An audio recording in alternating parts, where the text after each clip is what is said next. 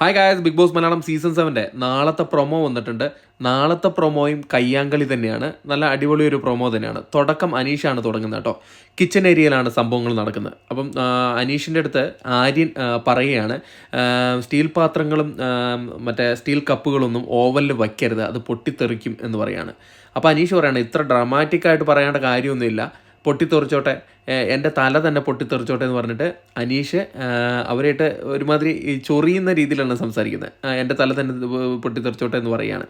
അപ്പോഴേക്കും അവിടെ നമ്മുടെ ജിസേൽ തക്രാളും അവരൊക്കെ വന്നിട്ട് അനീഷിനോട് സംസാരിക്കുന്നുണ്ട്, അതൊന്നും കാണിക്കുന്നില്ല.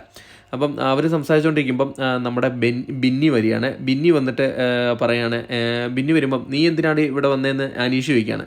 അപ്പം ബിന്നി പറയാണ്, എനിക്ക് വിശക്കുന്നുണ്ടെന്ന് പറയാണ്. അപ്പം പറയുക അനീഷ്, അപ്പം ബിന്നീനും ചൊറിയാണ്, അങ്ങനെ വിശക്കുന്നുണ്ടെങ്കിൽ നീ എന്നാൽ വായെടുത്ത് ഭക്ഷിക്കടി എന്ന് ബിന്നി എടുത്ത് പറയാണ്. അപ്പം കണ്ടൻറ്റ് ക്രിയേറ്റ് ചെയ്യാനുള്ള എല്ലാ വഴികളും ഉണ്ട്. അപ്പം ആ പാട്ട് കഴിഞ്ഞതിന് ശേഷം നമ്മുടെ ഷാനവാസും അക്ബർ ഖാനും തമ്മിലുള്ള ഒരു അടിയാണ് നടക്കാൻ പോകുന്നത് കേട്ടോ.